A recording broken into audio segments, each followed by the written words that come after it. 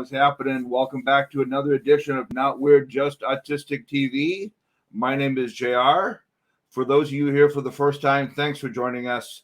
Whether you're new or a grizzled vet, I'd be thrilled if you shared this with your friends, with parents of kids with autism, with anyone interested in being, knowing what it is to be on the spectrum in 2021, and even tell people you don't like. It's all good. So you're watching this on YouTube's Autism Broadcast Network channel, but did you know that you can also listen to this on your favorite podcast platform a week after the show airs? Go to your podcast platform and search for Not Weird, Just Autistic. You can also visit the Not Weird, Just Autistic Facebook page and see all the good stuff happening. While you're there, why not move that mouse over and follow to the follow button and click it? I guarantee you will not end up with carpal tunnel syndrome from doing just that move. Now that the shameless plugs are over, let's get on with the show. We're not just scratching the surface of autism. This show was created to dig deeper into what it is to live an authentic autistic life.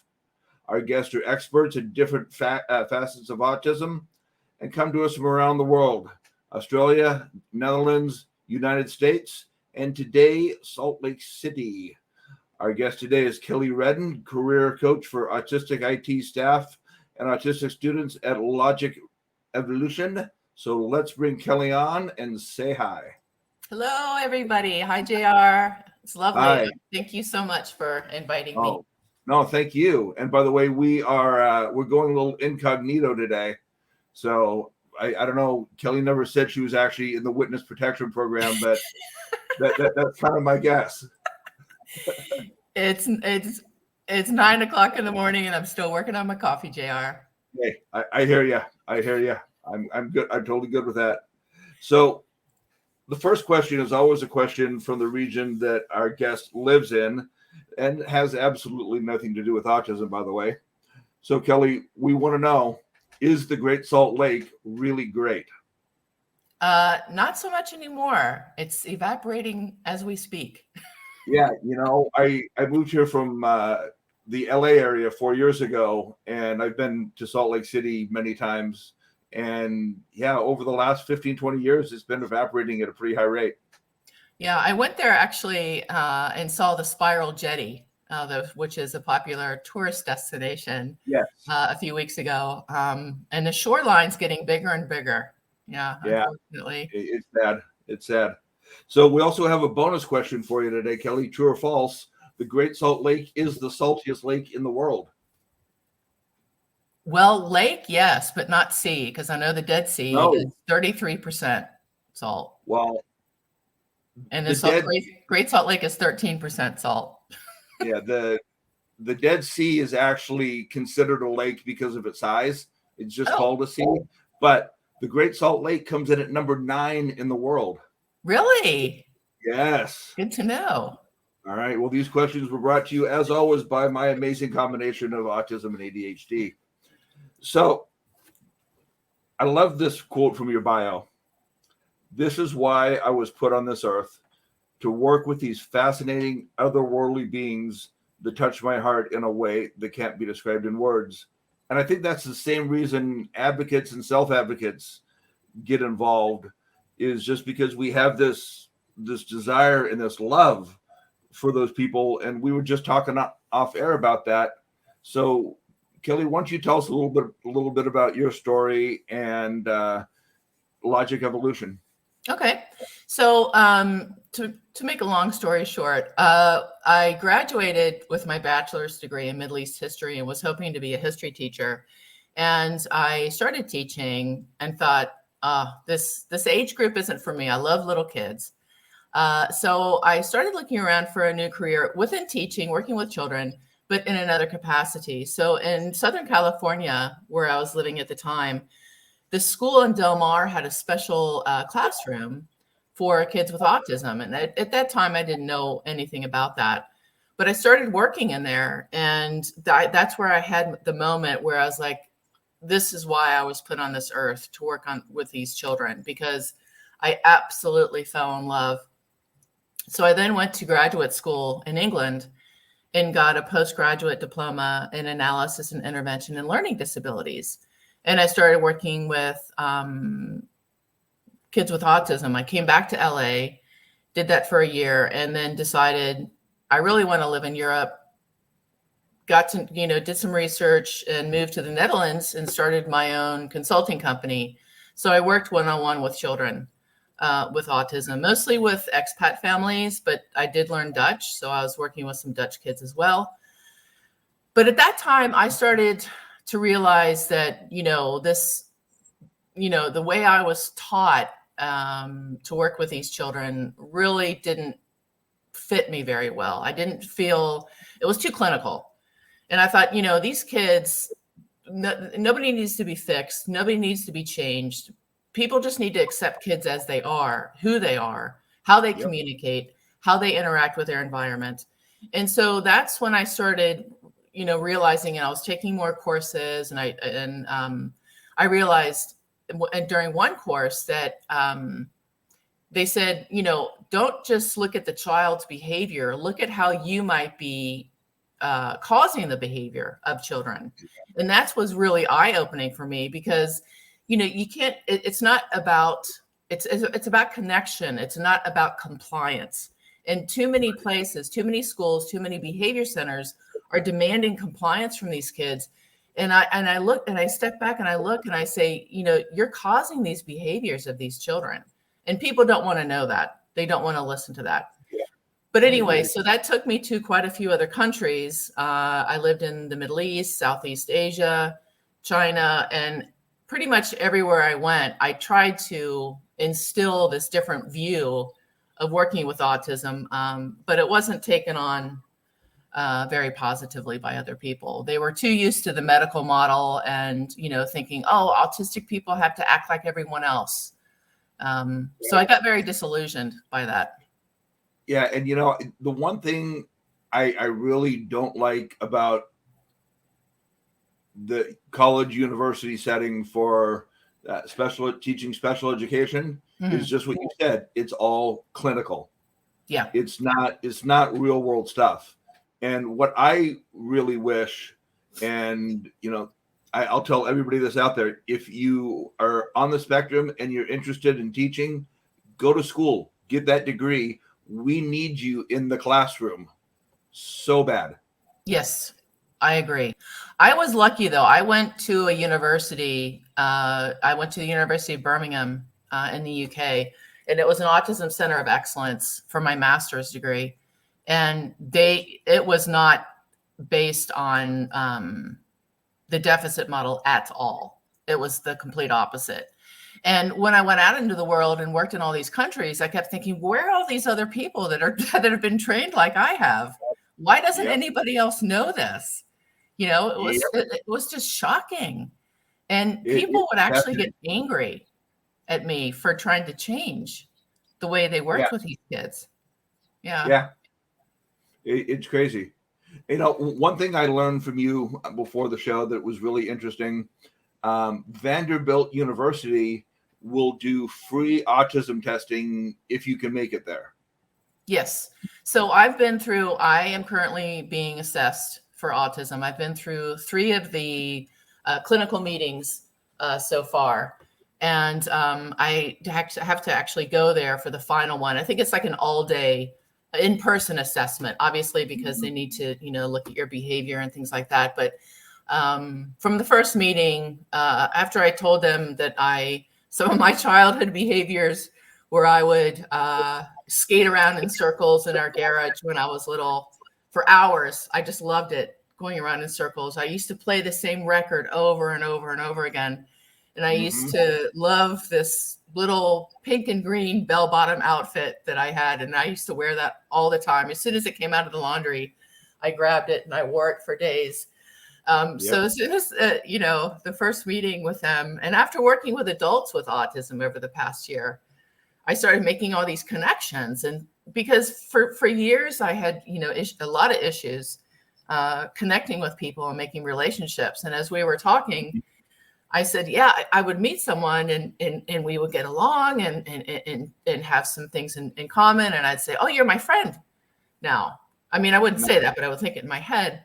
Yeah. And that wasn't the case. And I could never understand that. I still don't understand it. Like, why are all these people constantly disappearing from my life? I don't get it. And you probably never will get it, because I still don't get it either. Yeah. And for, I lived in 11 countries and I had to start my social life over that many times with, different cultures. And it was exhausting. People don't realize how exhausting that is.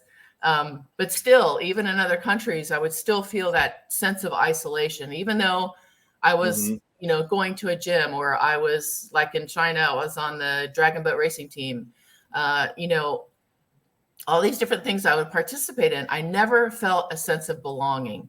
I participated, but I never had felt that sense of belonging. And it's hurtful. It hurts. Yeah. Oh, I'm sure it does. But now you're working as a career coach for people with autism in the IT field. So tell us a little bit about Logic Evolution and what it is you do.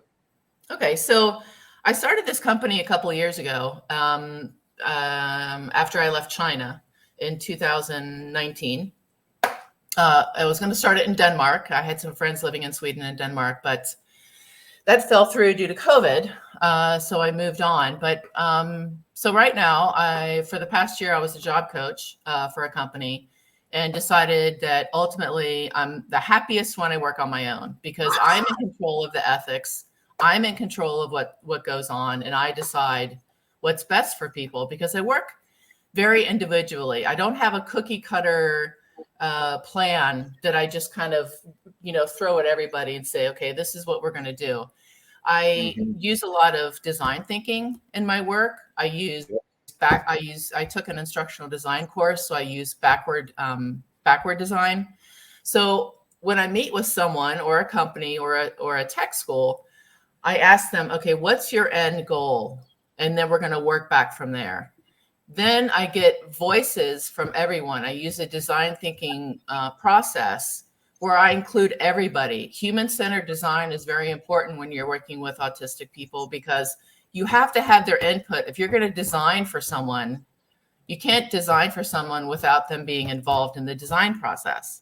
Of course. And this is where I think a lot of people go wrong, is that they have, okay, I have this program and I'm just going to apply it to everybody. But that doesn't work, because everybody has different skills.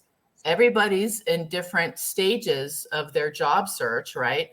It could be a kid that self-taught coding that wants a job. It could be a kid that went to tech school that wants a job. It could be a kid that's working, or an adult, sorry. It's okay. That's already working but needs help maintaining their job because, they're having difficulties navigating the workplace. Or it could be somebody that has a job that wants to change a career. Or it could be a school or an organization that wants to enhance their diversity and inclusion. I can help them rewrite their job advertisements. I can assist in interviewing, sending questions ahead of time, having less people on the call. Because I think that's, from my understanding, talking to people, interviewing is the hardest part for a lot of people. Yeah, it is. Yeah. So, and that's why 80 to 87% of us are unemployed or underemployed, because we can't get past the interview. Right. And there's a lot of, people make a lot of incorrect inferences about behavior during job interviews. Maybe somebody has, difficulty with eye contact, or they prefer just not to have it. And people, think that they make the incorrect inference by saying, oh, well, they're not interested, or, oh, that's really rude, or something like this. And if you have a career coach that's supporting you, that can prep that, or if you can just ask, you don't have to identify as being disabled to ask for an accommodation or ask for, during a job interview. You can ask for that. But again, exposing yourself like that is really difficult for some people. And some people might think, well, if I ask for that, then they think I can't do my job, or something like that. And that's understandable. But, companies also need to change. Again, it's not just putting the onus on the person with autism. It's changing other people. That's when you start getting into the theoretical models of disability. it's the social model is we are disabling people. Society is disabling people. It's not the individual's issue. Oh, It's no. right. It's No. society. So companies really have to look at their traditional ways of interviewing and, make changes for that and offer, if a potential employer were to offer, somebody they're going to interview to say, hey, listen, would you like us to send the questions ahead of time? Do you want to turn off your camera during the interview? If that was offered, people would be a lot feel a lot more comfortable asking for that. Oh, absolutely. Instead of them having to ask for it, is what I'm saying. Yeah, and what people don't understand, HR people and employers, is that the average accommodation for an autistic person is under $300. So they're not. Yeah, well, that's what I said. I mean, yeah, but I mean, a few, the max that companies are going to spend is $200-300, and it may just be something as simple as moving their desk to the other side of the room, or allowing them to wear headphones when they're not on the telephone, things like that. Things that won't cost them anything. Right. And there's a lot of myths out there. I mean, I've read tons of articles about, employers being apprehensive, and I don't know where they've gotten this information from, but they think that, oh my God, we're going to have to retrofit the whole office and we're going to have to soundproof it, or, it's these astronomical ideas and these myths and misconceptions. I don't know where they've gotten them from. But again, that's where a career coach comes in, or a person with autism, and I'm sure every company has somebody with autism working there. If they had like ERG groups, right? If they had employee resource groups with autistic individuals or just neurodiverse individuals, people can get together and make these recommendations, and to make it easier for people to get into these companies. Absolutely. And, I love what you said earlier about the no cookie cutter philosophy, because I do coaching with families with teens and young adults that are transitioning from, high school into the real world. And that's the same approach I take. There is no one way to do it, because just like Dr. Stephen Shore said, if you've met one person with autism, you've met one person with autism. I totally agree. And I've always worked that way. And like I said, when I got my master's degree, that's how I was trained. So I'm so grateful that I chose that school.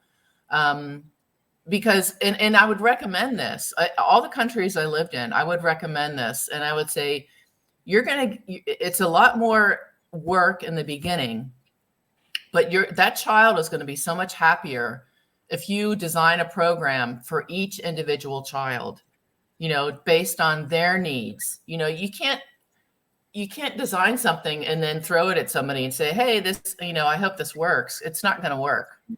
You can't focus your time on behavior charts and all this other nonsense that's not going to get you anywhere. You have to spend time with that child, and that child knows what your intentions are. They know if you are there for them or you're just there to do a job. Yeah, exactly. Sure. Yeah. So tell us a little bit about your process and what you do for your clients and with the clients from first contact to the finished product. Okay. So, and I've always done this. I offer 60 to 90 minute free session because I need to make sure that it's going to be a good fit. Although I have to be honest with you, I haven't really met anybody that it wasn't a good fit for because I love my work and that shows, and people have told me that. So I offer the 60 to 90 minute interview, and I have, some discussion questions, and I want to know, what is your priority? What do you want to get out of working with me? That's the most important thing. And through that, I get to know them. I get to know their past. I get to know a little bit about their education, their work experience, things like that. And it's a very natural flow conversation. And I always ask, is it okay if I take notes? Is it okay, because I always check with people that I meet with to make sure that they're comfortable, because I don't want to do something that's going to make them feel uncomfortable. And I say, what is your preferred style of communication? Is it via text? Do we do a Zoom call and you can turn your camera off? Do we do it, face to face? Right. All these things I ask ahead of time because I want to make sure that that person is comfortable with the environment that we're going to be meeting in.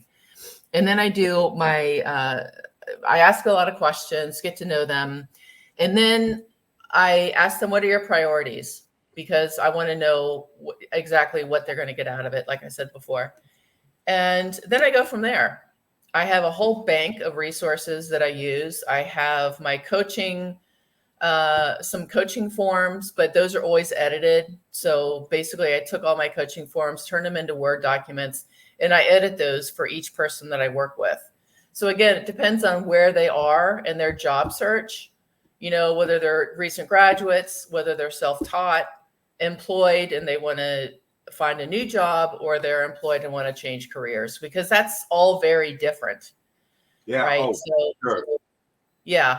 So it's important that I worked with one client and I talked to him. He was fired and a few times, and he was kind of tossed around between teams. And he said to me, I don't know if I'm just a-hole or if I'm autistic. because because he's like, I don't get along with people for some reason. And he goes, I don't understand why people always get mad at what I say, because he's very blunt. He's very straightforward. And I'm very straightforward as well. And we worked together, and I discovered that he was in his early 50s. He'd never gotten diagnosed with autism before and never even mentioned it really. And we discovered during his childhood that he was severely bullied. He was socially isolated. Mm-hmm. And when we talked about this, and when, I'm not a psychologist, but these life experiences affect you as an adult. Oh, for sure. I'll tell you that not all, but a big part of my depression and anxiety is everything I endured from 5th grade on up through the 10 years I worked for a boss who called me Forrest Gump every day. Oh, that's okay. Sorry. People, you know what? He was an idiot anyway. So don't worry about it. But discussing that, and again, as a career coach, not as a therapist, it's kind of a gray area. But just bringing that to the forefront and discussing that and how it affects his communication and interpersonal relationships as an adult was really eye-opening for him. And so again, the program that I designed for him was specifically for him. And we talked about, so what I did was I just an example of what I do. So I made up a chart, and it's almost like analyzing the conversation. So in the first column, I wrote, okay, this is the context of what happened, because his manager I would also be in contact with his manager. And his manager was like, I really want to help this guy. He's fantastic at his job. I really like him. He's really open, but he seems to say things that upset other people because because of his straightforwardness. And so I thought, and I was skiing at the time, and I always have these ideas when I'm doing something physical. So I thought, okay, I'm going to make up a chart with columns and rows, and I'm going to analyze the situation where he seems to be getting in trouble. So it's the environment in the column. What was the context? What was the conversation about? What did he say? How did people feel? And what could he have said instead of what he said? Yep. Because I'm trying to break down the conversation to show him in an analytical way, because he thinks in formulas, and so do I. Yeah, and me too. Where things go wrong. And again, it's not about what he is doing, because I also ended up training his whole team, and we trained them together. It was great. Yeah. We trained them together, and afterward, I totally get it now. I totally get it now. He's just an honest, He's just upfront an honest, person. And because some of the because emotions are taken out of the conversation, conversation. sometimes you don't think about what you're saying, it affects the other person. So when I broke this down, he started to understand it. And then he started to because I told him, I said, sometimes my filters aren't there.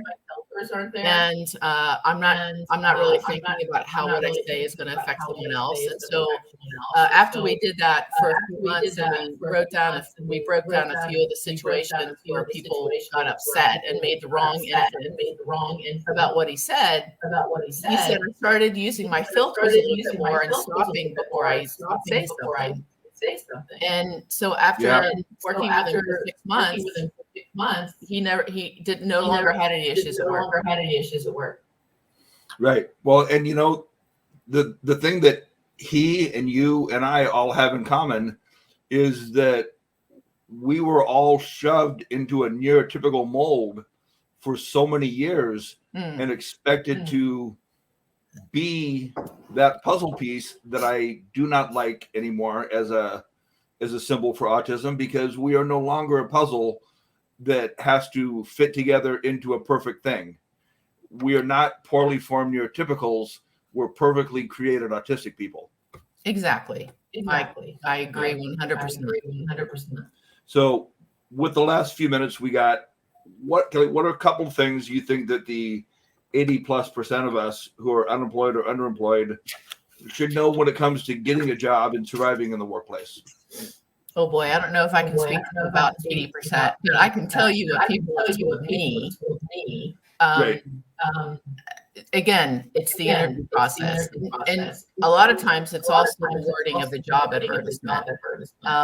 Excellent communication skills. You can find that in probably 99% of job adverts. Well, don't ask for things for existing skills, but ask in job advertisements, what can you do for us?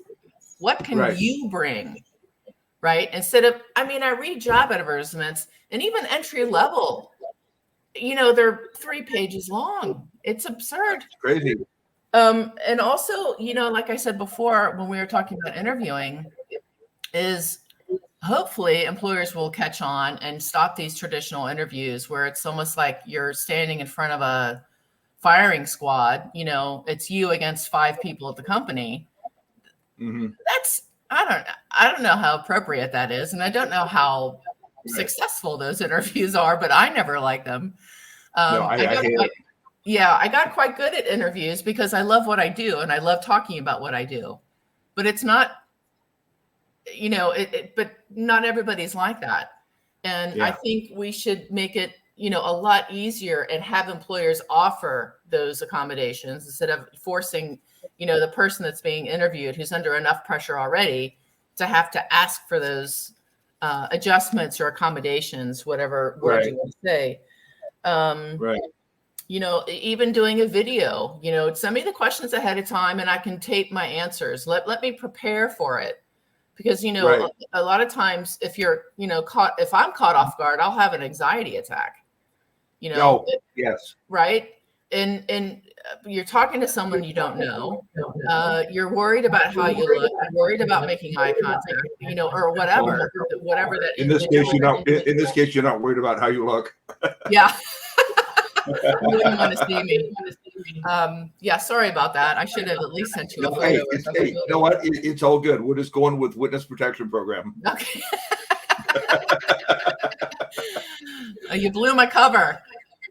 No, because Kelly's not your real name. Yeah, and we just, I'm all for educating the employer and getting them to stop these, like I said, these traditional interviews, because it should, like I said, it shouldn't fall on the individual to have to request this because, they're under enough pressure and stress, and that's what I'm advocating for. I'm advocating for, having employers, because employers don't know how valuable people with autism are. And if your company reflects your customer base, you're going to get, you're going to get innovative thinking. You're going to get problem solving skills. You're going to get so many skills that you didn't have before. They just don't realize what they're missing out on. Yeah. Well, and especially in IT and tech. I mean, I don't remember what the number is, but it's a staggering percentage of people in Silicon Valley that are on the spectrum. Well, here too, which is Salt Lake has apparently statistics. I don't put too much weight in it, but whatever. This is what I was told, that the reason my former company chose to move to Salt Lake is because it's the third highest population of autism in the country. And it's also, they call it Silicon Slopes here. So it's also a tech startup hotspot. Right. That is true. Yeah. So yeah, Kelly, I think what you do is amazing. I think you're amazing. And I definitely want to have you back on another time, because there is so much more that we could talk about on the subject that people need to know and people need to understand, especially employers. And you can learn more about Kelly and Logic Evolution by visiting the links that are on the bottom of the screen right now. Kelly, before we get out of here, are there any last couple things you want to say that we've missed? I'm just happy I'm part of the group. I'm so thankful that I'm autistic. And I absolutely adore my job, and I plan on working until the day I drop dead. Yeah. Well, I'll tell you what, I'm a big comic book nerd. And one of the X-Men movies, the premise was they had found a cure for the mutant gene that makes them, who they are. And if they had a cure like that for autism, I wouldn't take it. No way. No way. I wouldn't either. What would happen with all the creativity in the world? No. Exactly. No. Exactly. Yeah. Exactly. All right. Well, Kelly, thank you very much for joining us again. Check out logicevolution.com and find her on LinkedIn. And Kelly, we'll have you back another time for sure. Oh, lovely. Thank you so much. Thank you. Oh, you're welcome. Thank you. Bye-bye. All right. We will be back in 2 weeks, and I will see you then.